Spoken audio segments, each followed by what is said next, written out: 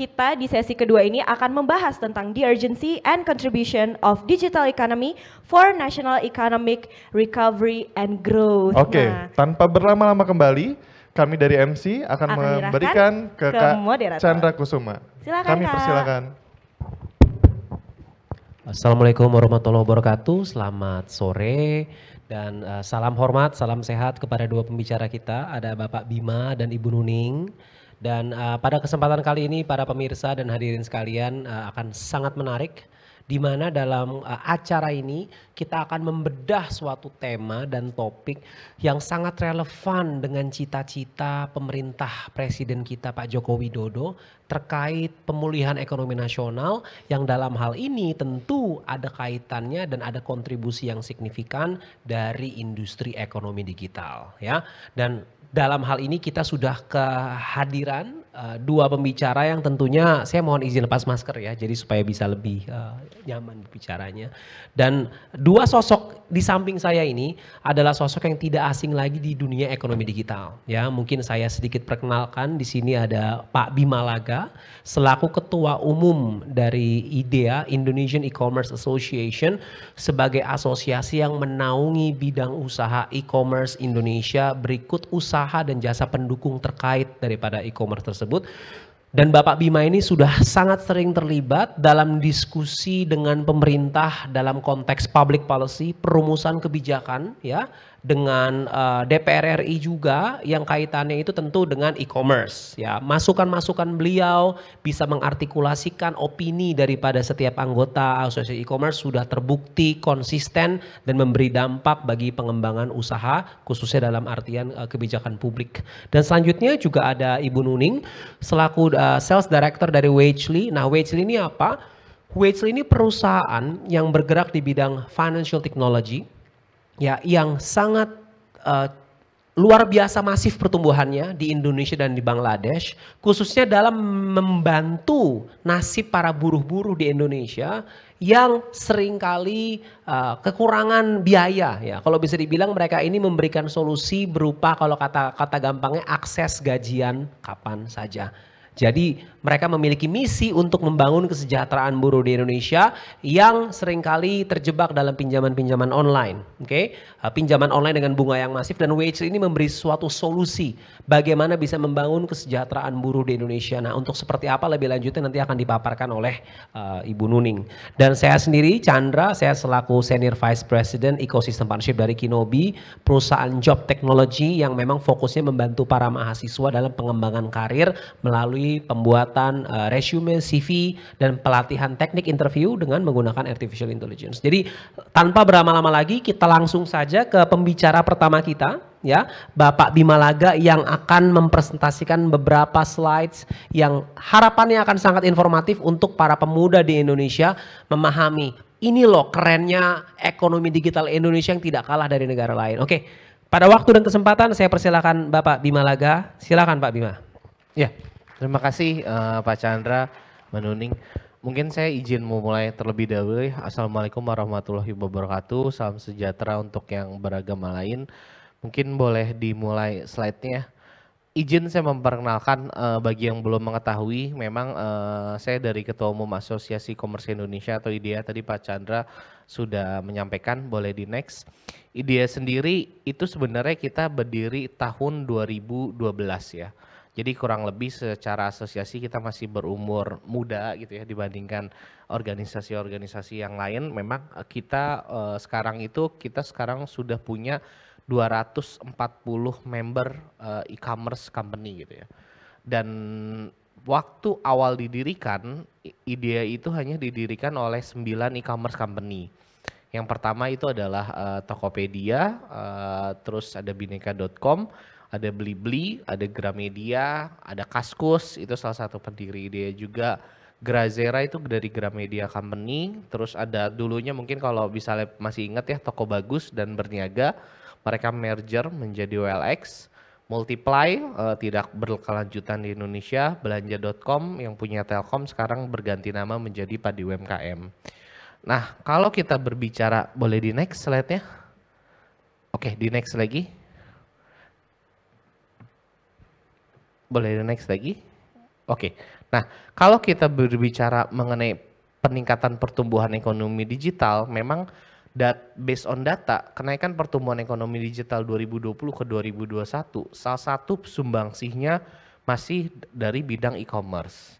Kita memang tidak terlepas saat kita pandemi kemarin, saat ini juga kita masih memasuki masih di era pandemi, kita tidak bisa keluar di rumah dan kita berbelanja online, peningkatannya itu masih berkontribusi. Yang kedua adalah online media, di mana semua orang membaca berita secara online, menonton aplikasi live streaming dan segala macam, itu peningkatan memang terjadi. Nah, ketiga adalah transport dan food ya. Waktu pandemi kan kita banyak memanfaatkan kita di rumah nggak bisa kemana-mana, kita memesan makanan gitu ya. Dan yang terakhir adalah online travel yang memang seiring berkembangnya sebenarnya kalau saya bilang salah satu yang mengedukasi masyarakat untuk berbelanja online itu paling besar di travel. Karena pertama kali kita beli tiket masih ada yang ngerasain nggak ya? Mungkin generasi di sini nggak ngerasain beli tiket di loket gitu, kayaknya nggak ngerasain ya. Tapi saya dulu masih ngerasain beli tiket di loket ya. Sekarang itu hampir nggak ada lagi, semuanya itu di online gitu. Dan nilai transaksi Indonesia di 2021 itu diestimasi mencapai angka 70 miliar US dollar ya. Nah, kita juga memiliki potensi bahwa 20% masyarakat Indonesia itu masih belum digitalized, bahkan bisa lebih menurut data Google dan Temasek. Di next. Nah, kalau terus kita berbicara juga bagaimana sebenarnya sumbangsih kenaikan pertumbuhan e-commerce. Mungkin ada yang ingat setiap tanggal 12/12 itu biasanya kita ada namanya Harbolnas atau Hari Belanja Online Nasional. Nah, ide itu kita salah satu yang 3 tahun terakhir kita menjadi penyelenggara event dari Harbolnas. Dan kenaikan Harbolnas dari 2019 semenjak kita pegang sampai 2021, kenaikan datanya itu 99%. Jadi yang awalnya transaksinya 6,8 triliun di 2019, di 2021 itu transaksinya 18,1 triliun. Itu dalam satu hari ya, benar-benar all product gitu ya. Nah, bedanya waktu tahun 2018 dan 2019 kita mengadakan satu harinya itu kan 12 all product, 11-nya itu kita khusus lokal produk. Jadi dan kenaikan pertumbuhannya itu juga mencapai angka 50%-an ya. Dan 52% kenaikan pertumbuhan transaksi e-commerce di Indonesia itu memang terjadi dari sumbangsih yang tadi saya ceritakan. Di next. Nah, kita juga bisa melihat sebenarnya masa depan e-commerce di Indonesia itu seperti apa sih. Nah, transaksi e-commerce itu memang masih mendominasi di 2025 gitu ya, sampai dengan 2025. Dan prediksi pertumbuhan sektor lainnya itu masih lebih meningkat lebih dari 25% year on year. Dan angka itu sebenarnya masih cukup tinggi kalau melihat dari grafik pertumbuhan bisnis perusahaan yang angkanya double digit untuk tingkat pertumbuhan. Next. Nah, selanjutnya mungkin kita melihat bagaimana untuk meningkatkan daya saing di ekonomi digital ya. Nah, dari e-commerce on demand dan fintech ini semuanya berkembang. Mungkin kalau fintech Mas Chandra udah lebih paham gitu ya daripada saya. Tapi memang kalau berbicara kunci kemajuan dari e-commerce itu bagi saya tidak terlepas dari dua faktor. Yang pertama adalah pembayaran didominasi oleh fintech, yang kedua adalah logistik.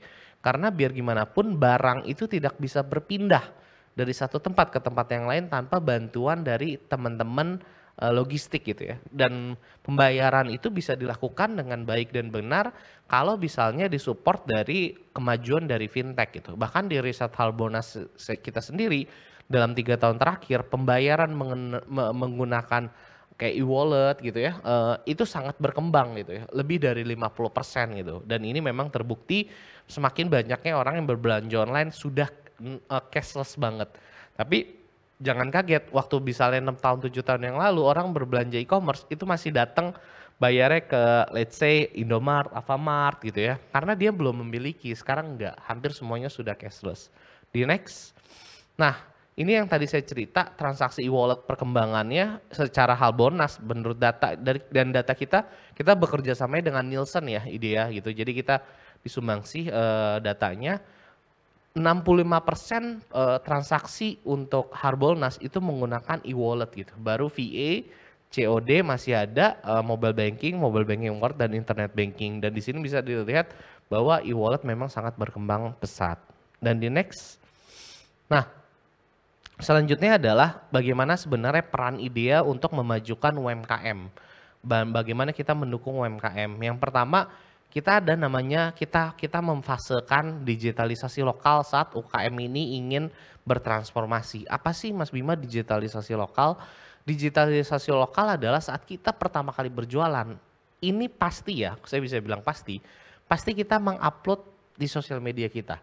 Mengupload di WhatsApp, mengupload status Facebook gitu ya. Dan yang beli itu pertama kali adalah inner cycle kita. Saya berjualan, yang beli saya tawarin Pak Chandra, yang temennya ada di kontak saya gitu. Dan kita sudah mengenal satu sama lain.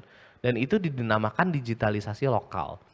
Baru selanjutnya adalah digitalisasi nasional dan orang yang membeli produk kita bukan lagi yang kenal sama kita gitu.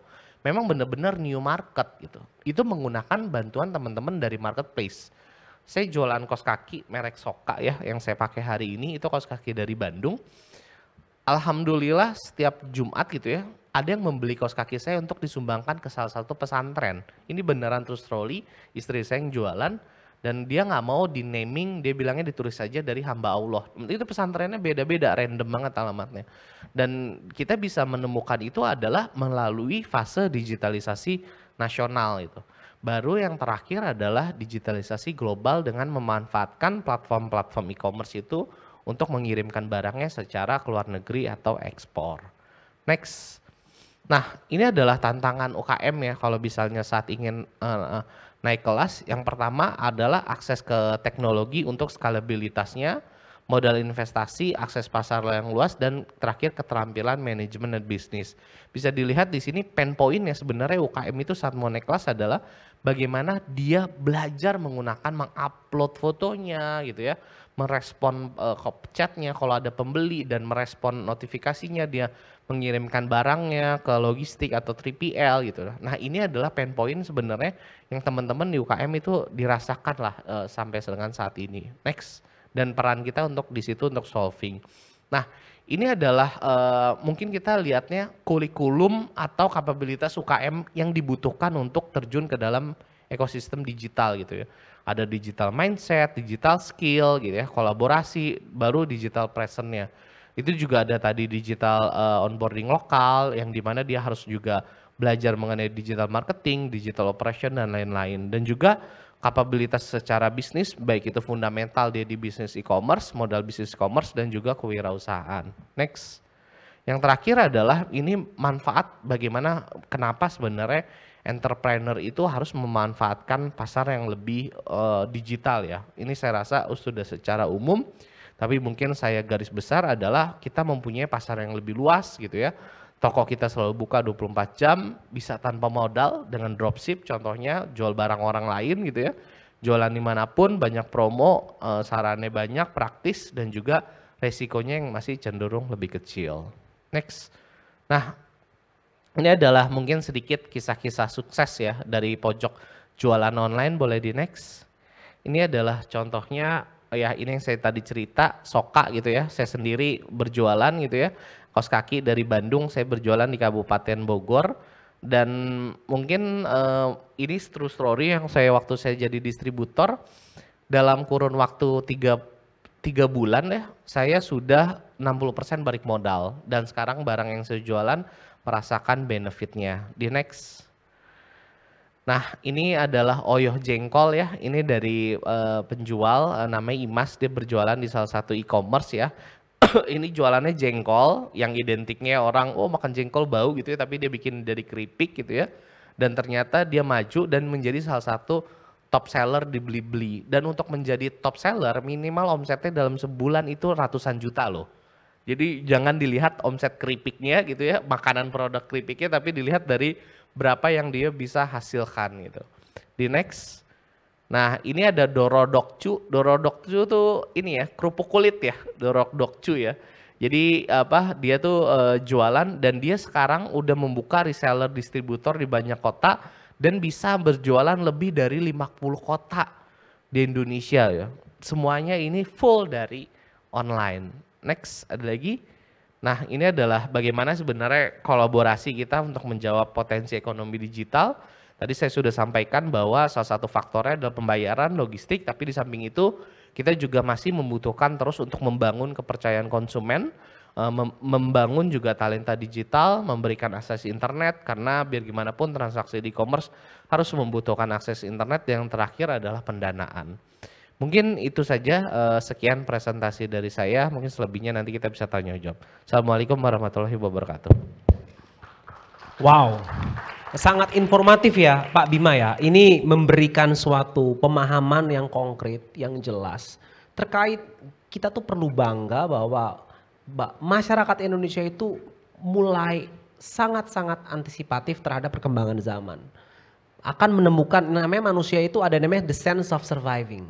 Apapun masalahnya di hidup ini, kayak contohnya pandemi ya, masyarakat itu akan berusaha menemukan suatu celah, opportunity untuk berinovasi. Nah, kita lihat ini, yang namanya seperti orang anggap tuh receh ya Pak Bima ya, ini apa cuma kerupuk jengkol istilahnya seperti itu. Namun dengan packaging, dengan marketing, dengan distribution channel yang tepat, maka kita bisa melihat revenue-nya pun mungkin tidak kalah dari orang kantoran seperti itu. Jadi kita melihat bahwa, dan kita cukup berbangga hati, masyarakat Indonesia sudah mulai mapan dari segi pemahaman literasi ekonomi digital. Tinggal bagaimana ini pertanyaannya Pak Bima. Ada dua pertanyaan Pak. Kita melihat bahwa saat ini e-commerce itu sedikit banyak dimanfaatkan, majority saya asumsikan masih di Pulau Jawa Pak ya. Namun kita melihat bahwa potensi kearifan lokal Indonesia di Indonesia bagian timur contohnya, kita nggak usah jauh-jauh ke Papua ya, tapi kita ke Kalimantan, ke Sulawesi, itu nilai transaksinya dari produksi-produksi lokal itu kan masif ya, dari perkebunannya ya, nggak usah bicara pertambangan, perkebunan saja mulai sampai ada produksi-produksi dari lokal. Nah pertanyaan saya satu nih Pak Bima, apa tantangannya untuk industri e-commerce itu bisa meningkatkan atau membantu meningkatkan volume penjualan di Indonesia bagian timur, yang mana presiden kita itu sangat peduli dengan Indonesia, khususnya juga Indonesia bagian timur. Beliau pembangunan infrastruktur itu menggeliat. Namun kalau infrastruktur kita juga mesti perhatikan ekonomi lokal. Nah itu pertanyaannya Pak, bagaimana peran serta e-commerce dalam mendorong perekonomian regional daerah khususnya di bagian Indonesia Timur agar yang namanya pemerataan kesejahteraan rakyat itu bisa terimplementasikan? Itu pertanyaan pertama dulu Pak, silakan Pak. Oke, thank you. Oh langsung tanya jawab ya. Saya pikir tadi selesai dulu baru tanya jawab. Saya coba jawab. Yang pertama, jadi kita bersama dengan pemerintah, mitra pemerintah itu mempunyai program namanya Bangga Buatan Indonesia. Yang logonya tuh yang seperti ini ya, jadi kayak hati gitu.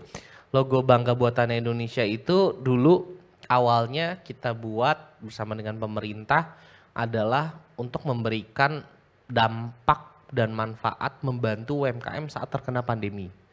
Dan salah satu tujuannya adalah dengan mengonboardingkan UMKM sebanyak-banyaknya. Dari bulan Mei 2020 sampai April 2022 itu sudah ada 10,5 juta UMKM on board ke platform e-commerce dan datanya dihimpun dari IDEA. Nah, saat 10,5 juta mereka sudah on board, itu juga kita bagi per daerah. Nah, jadi sekarang dengan diketuai oleh Kemenko Marves selaku Ketua Pelaksana Gerakan Nasional Bangga Buatan Indonesia, itu tiap bulan kita safari ke daerah-daerah. Dibilangnya campaign manager dan dibagi kementerian. Let's say BUMN, kementerian ini nanti bulan ini di mana gitu. Kemarin saya baru saja meeting dengan Kominfo, 2 bulan lagi, sekarang di bulan Juni, berarti ya di Agustus, dia akan melakukan campaign manager Bangga Buatan Indonesia di Papua. Bulan sebelumnya kita akan di Maluku Utara atau di Ternate gitu. Jadi dengan program Bangga Buatan Indonesia itu kita akan lebih konkret membantu UMKM itu untuk merasakan transaksi-transaksi digital gitu. Sekarang ini kan kita nyari supply-nya dulu. Setelah itu demand-nya seperti apa, kita creation gitu. Nah, tahun lalu kita dari Kemenparekraf kita mempunyai program stimulus Bangga Buatan Indonesia. Dan ini programnya anggaran dari Kemenparekraf, setiap pembelian 200.000 itu disubsidi sama pemerintah untuk UMKM-nya sebesar 100.000. Dan itu anggarannya tahun lalu sebesar 200 miliar tahun lalu. Dan ternyata itu programnya antusiasnya tinggi sekali dan ini dirasakan manfaat oleh UMKM ya. Jadi yang disubsidiary adalah UMKM dan untuk meningkatkan transaksinya. Jadi kita harapkan program-program seperti ini juga bisa continuity ya dari pemerintah, tapi terlepas dari itu kita juga terus memikirkan bagaimana program-program yang untuk meningkatkan traction gitu. Karena setelah mereka gabung di kita, setelah mereka sudah digitalize, tantangan selanjutnya tractionnya itu seperti apa. Itu aja sih mungkin Pak Chandra. Oke, thank you.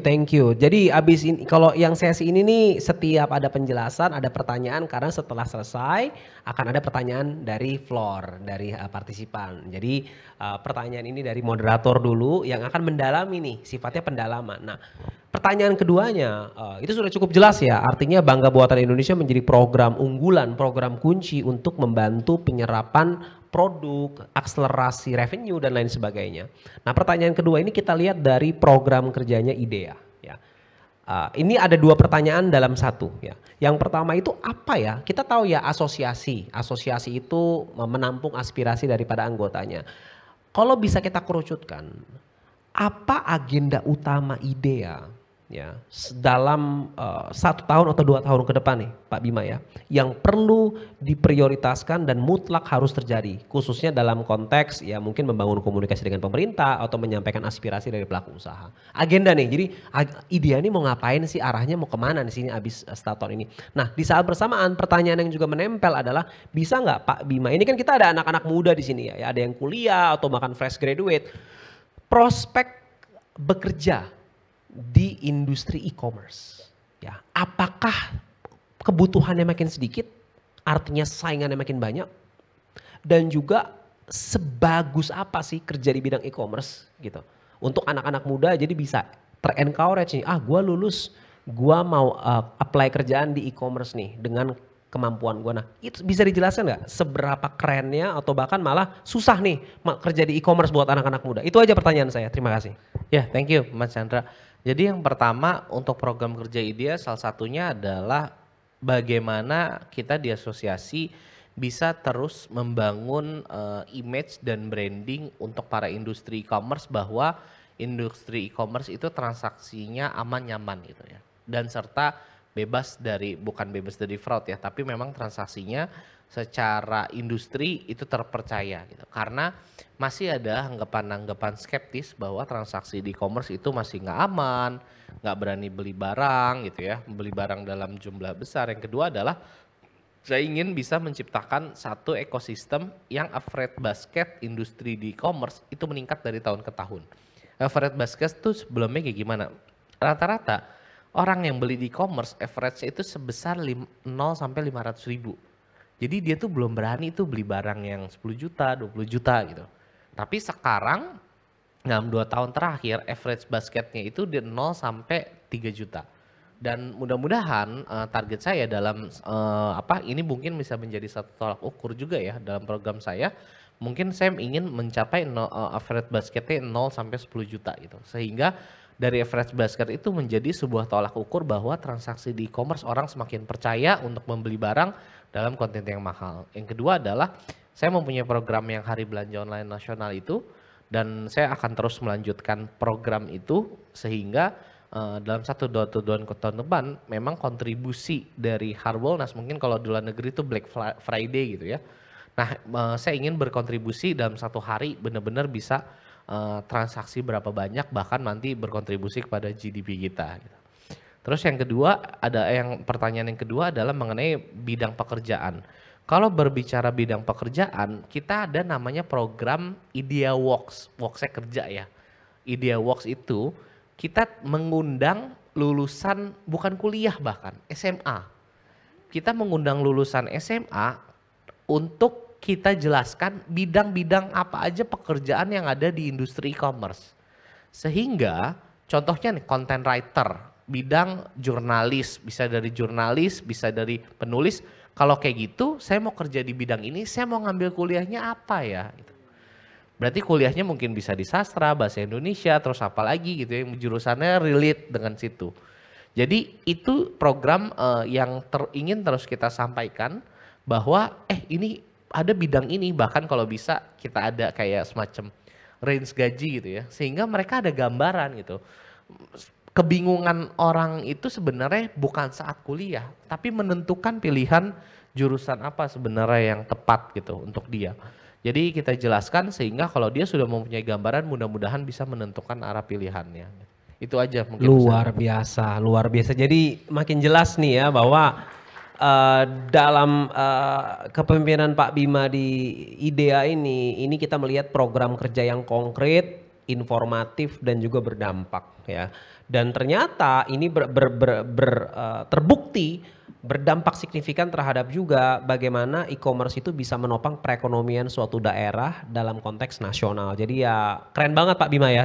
Saya angkat topi dan atas penyampaiannya, dan kita doakan agar selanjutnya dengan kepemimpinan Pak Bima di periode saat ini maupun periode selanjutnya, insya Allah IDEA semakin bisa berkontribusi untuk mendukung program pemerintah dan meningkatkan kesejahteraan masyarakat ya, insya Allah. Terima kasih.